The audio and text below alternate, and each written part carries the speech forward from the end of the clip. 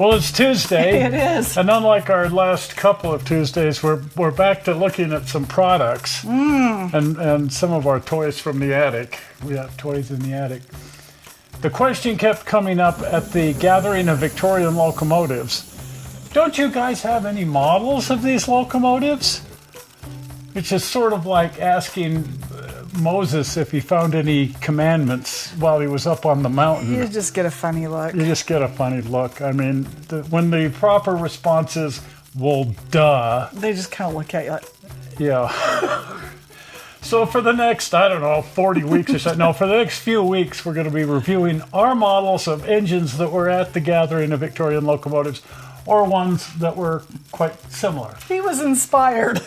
Now, we have covered this previously in the show, but it was when we were doing the collector's attic from the actual attic, which meant that we had no table, and we didn't have a chance to run this because at the time we had no railroad, no track, no anything. No, so we pushing it on the floor wasn't an option. held the thing and said, "Here it is." Yeah, there it is. So we're going to do a little more in-depth dive. This is a really interesting locomotive. And you may recognize it as being kind of like the Eureka. Mm-hmm. Baldwin narrow gauge 440s are Baldwin narrow gauge 440s, and they're all incredibly similar. This is actually a model of the Sonoma, which is at the California State Railroad Museum. If you parked the Eureka and the Sonoma side by side, you'd walk all around them and all around them and all around them, and you'd probably say, "Oh, I found a difference." The sign. The sign, yeah. The date of manufacture is different by 3 weeks. I mean, they're just incredibly similar. The only really noticeable difference is this panel under the window. On the Sonoma has square ends, and on the Eureka it has round ends. That's about it. That's it. So anyway, that's how you can tell this is the Sonoma and not the Eureka. Now, the interesting history with this brass engine, and you can tell from the fact that it's not painted or anything that it's a brass engine, is this was the very, very, very first brass locomotive made by Accucraft. And, of course, they've gone on to make, I don't even know how many different brass engines in large scale, but they made a few freight cars first. And then I was at a narrow gauge convention, and I ran into well, Mike Lane introduced me to the guy, and he introduced me to the guy from China that was actually going to be making these, and he didn't speak English, but he nodded. And can I have it? Can I have it? Anyway, I said, I want one, and they said, well, we haven't made any of them, and I wrote them out a check for $1,000, and then like an idiot, I completely forgot. And it was something like a year later that Mike Lane showed up on my front porch.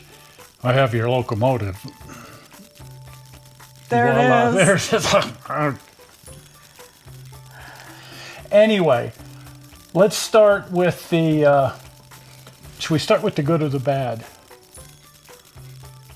Oh boy. It's a story. We'll start with the bad, because then that way you get to finish on a high note.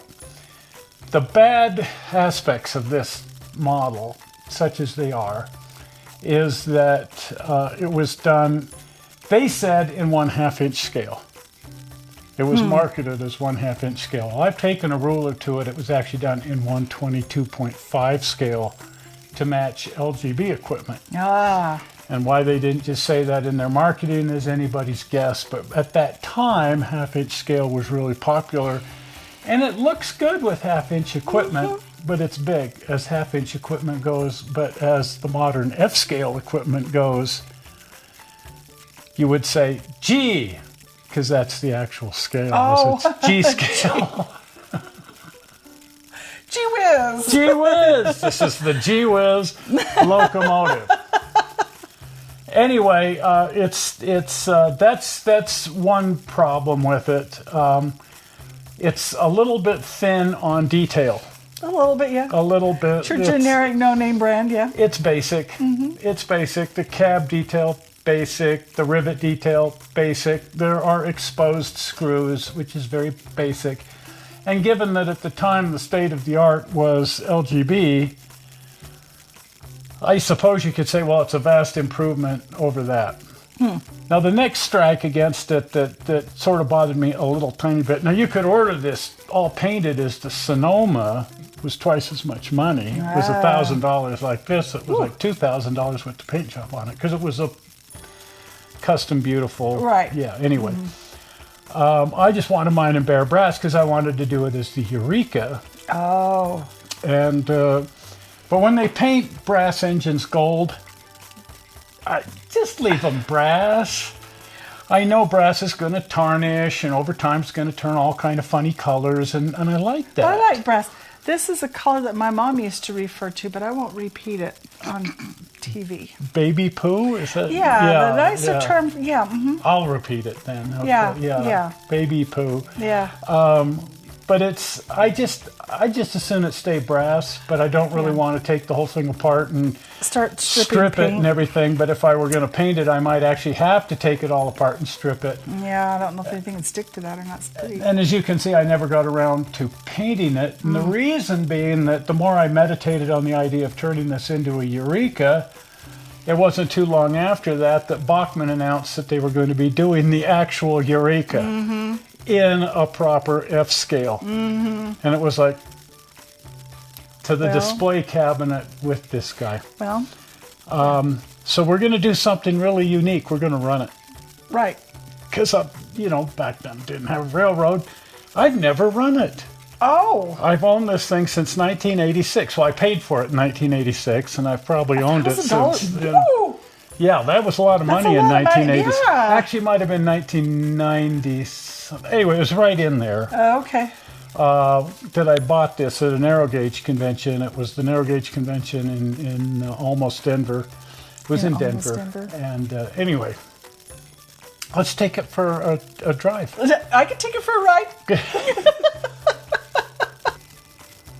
Well, it looks good on a railroad. It does. Yeah, I'm surprised it actually runs. You just never know about these things. And anyway, I'm not going to paint it. I'm not going to do all of my great plans that I had 30 years ago. At least not this week, right? Oh, hell, you just never know. You just never know. Put this in the never know category. Right. But for the time being, it's pretty neat like it is. Yeah. And we kind of talked about the downsides. And the upside is it has history. It's neat. I've got connection to it, and I have personal history with it. I've always loved having it around. It's cool. I have no interest in selling it or anything. It's going to be in the display cabinet. Every once in a great while, it might be taken out and run. Yeah. And that's it. That's what it is. And that's how it's going to stay. We have plenty of brass engines just over there that are in the same category. Right. So what the heck? Collecting brass engines is its own thing. There it is. So there it is. Anyway, if you haven't been over to the channel, pop over to the channel. And if you're not a subscriber, please subscribe. And the easy way, the blue button. Are we ready? There it is. Zoink! Right there. Well, we're not sure how you found this video on the internet. We hope you didn't find it boring. And we will see you on Sunday because we're still at the gathering of Victorian Locomotives. See you then. See you. Bye. Bye-bye.